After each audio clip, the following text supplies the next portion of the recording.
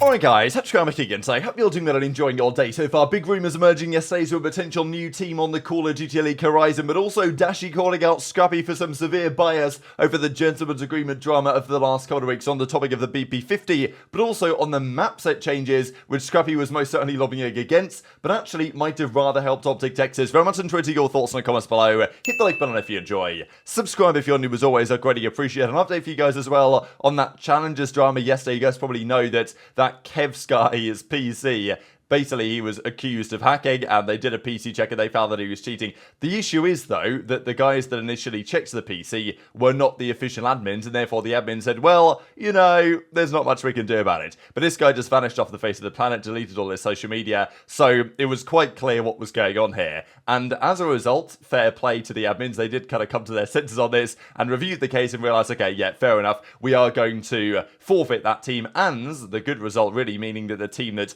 would have been there instead was able to make it through and qualify in their place. So actually some positive outcomes to all this as all is considered, but you know, the frustrating thing is that this cheating stuff simply will not go away, and we'll discuss it even more later on today because there's more drama on cheating, as there quite often is. This though yesterday, so we did the Dope Chick episode last night with Benji and Asim came on. It was an absolute epic episode as well. If all goes to plan, I'll be publishing it on the Breaking Point YouTube in about 4-5 hours from when this video is going live, so it should be live on that YouTube by the end of the day. But we talked all sorts of stuff, but actually towards the end of the episode, Trey discussed rumours that he'd heard around TSM and potentially getting involved in the Call of Duty League side of things. So TSM has been doing their due diligence on entering the CDL space and buying a franchise spot, which is quite the news really. Now, I'll be honest, I've heard about this and TSM involved for years as a potential name of an organisation that's gone around. Now, let's be honest as well, if this was going to happen ever, you'd have thought that it might have happened when TSM had infinite money from the FTX deal, which of course collapsed spectacularly over the last couple of years or so.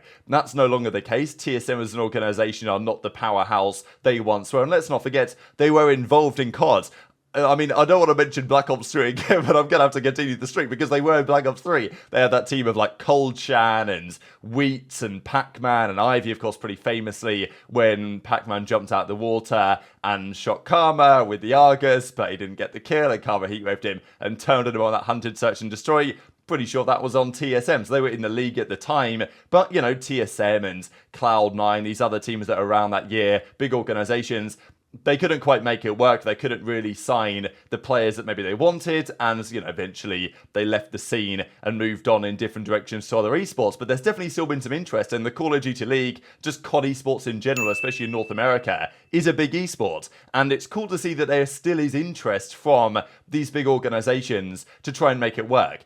Now, does it make any sense if you're TSM, even if they do have the funding and even if they do have the, you know, the human resources, because I don't really know what their kind of payroll and even staffing looks like right now, but let's say they do have the facilities to make this work and join the CDL and let's say buy Los Angeles Guerrillas because LAG, we're almost certain, want to go and want to get out of here ASAP. But Activision, I'm pretty sure, said, you know, we're not going to allow you to just not field a team. The contract says you've got to field a team unless we agree that you can sell to somebody else, or they couldn't find anyone to sell to. So if you're TSM and, you know, maybe you can come into Los Angeles Guerrillas and give them just something, anything, because I'm pretty sure that LAG and the Cronky guys, they want out of esports entirely. So TSM could theoretically pay them not that much money as long as it was Activision approved, just so LAG can get out of here and they don't have to pay any money anymore to make this whole operation run. So I guess it's not out of the realms of possibility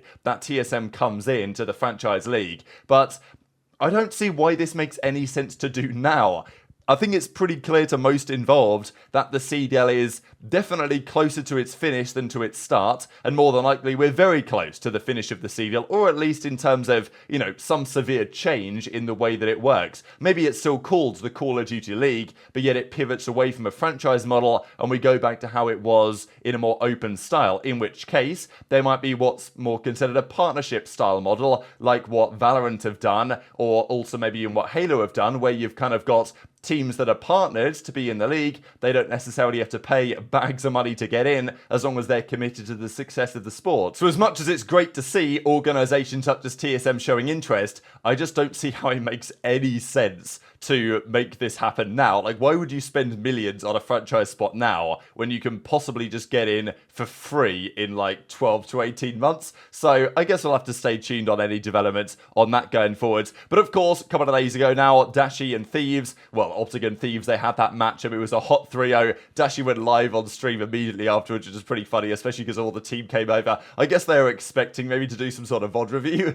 but Dashy went straight live afterwards, and maybe there wasn't too much to review given the fact that they smoked him and it didn't take particularly long. Even Dashy was trolling nature again because yesterday the 100 Thieves Valorant team, they went out of the kickoff basically, so they didn't qualify for the big tournament in Madrid coming up shortly. And as Dashy says, looks like you guys might need a superstar turned up jet to turn the tides around at nade shots. And that's always been a point as well. Like, let's say this Hex Scump lawsuit basically brings COD Esports to its knees, then, what's Dashy going to do? He's definitely said before that he's interested in maybe trying to make it work in Val. I don't ever think this is going to be a thing because I'm pretty sure COD Esports will continue to exist, but honestly, who knows? Can you imagine Dashy playing for like 100T Val at some point in the future? But Dashy was also giving his thoughts on the drama of the last couple of weeks around since the changes have been made and the new season update coming into play. There was this weapon, the BP-50, that was arriving into the game, and lots of drama as a result. Some teams, including Dashy, and even Dashy went on to say he wasn't exactly keen to keep this gun in the game because he wanted to use it. Now, I know that this gun has some parallels with the Maddox, for example, so people were saying, well, is he just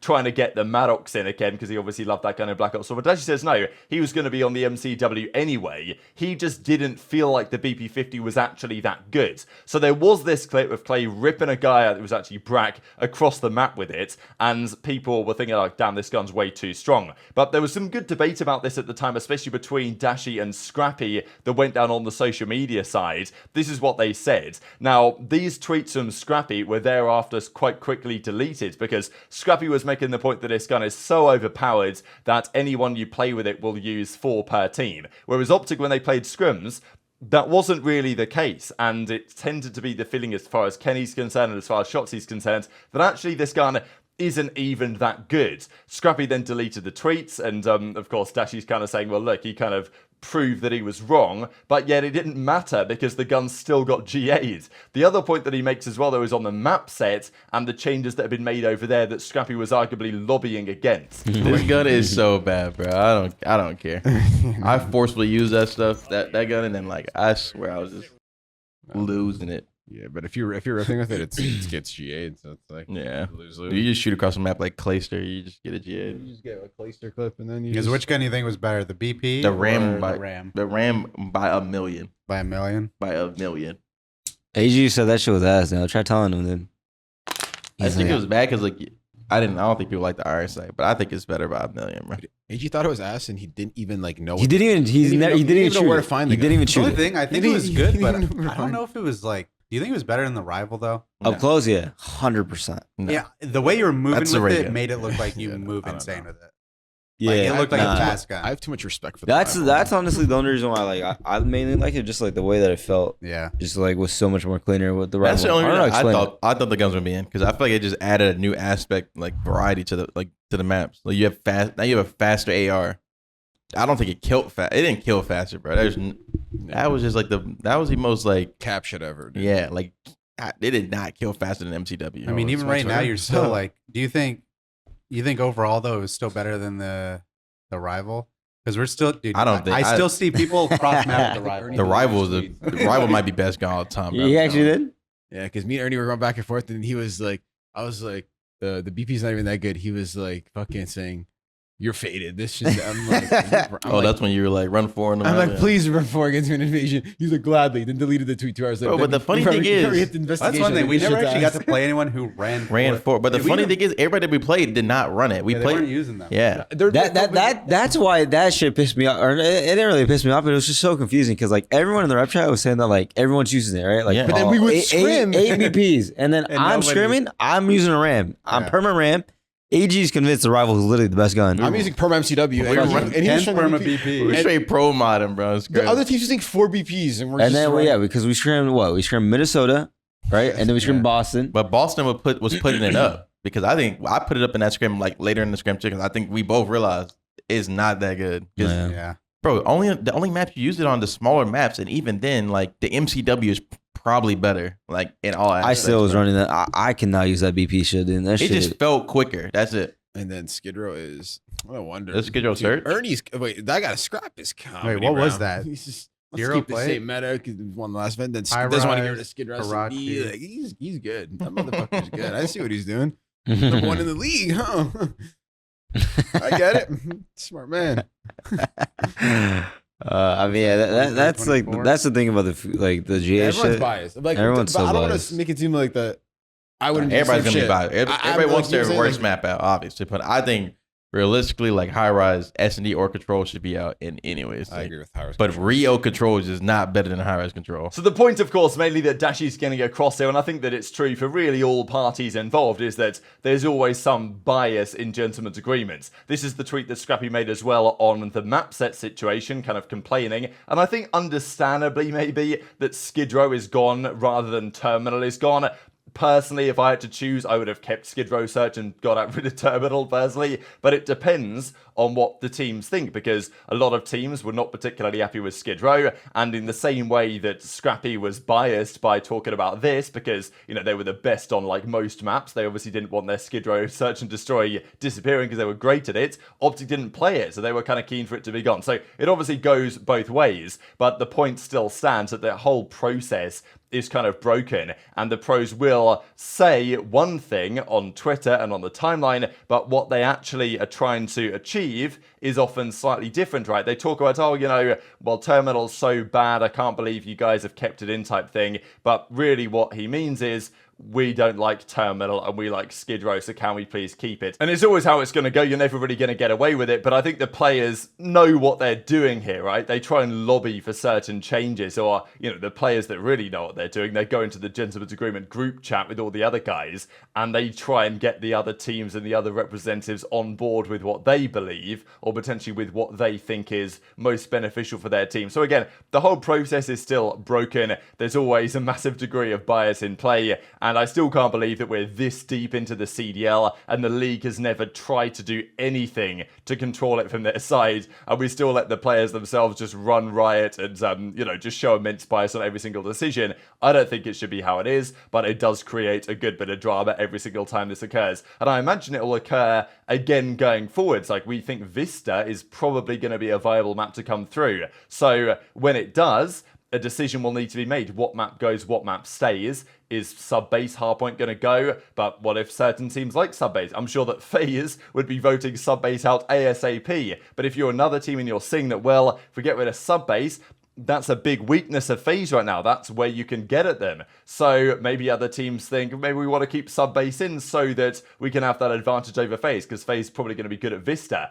because they're good at most maps, but sub-base isn't working for them. So it's always how it goes, not even just on what works for me and my team, but also what's best for us in terms of beating another team. And that's why Toronto, having dominated the major, would, I'm sure, have rather liked everything to stay the same. It hasn't, of course, and to be fair, Rio coming in for both modes, sure, I think Toronto should be great at Rio. I mean, and we've seen so far they've looked pretty good at it. We have seen them play it a couple of times for Hardpoint. They're 1-1. They lost it to Rocket, but they have played it in Search and Destroy as well. Pretty sure they beat Miami on it, right? Scrap had that really impressive, like, 14 bomb or whatever it was. So, you know, they're going to be good at Rio, but guys like FaZe and OpTic should also be pretty damn good at Rio. So this is also the tier list we put together. It's funny, really, because I think this is about right, actually, that Subliners in New York are probably in that kind of best of the rest situation. I think Heretics and Boston, I would kind of take those teams over the ones below. But of the teams in the D tier, it's like really difficult to call. And I was raising the question on the show, actually, like, probably 4 teams aren't going to make champs this year, right? We know that for a fact.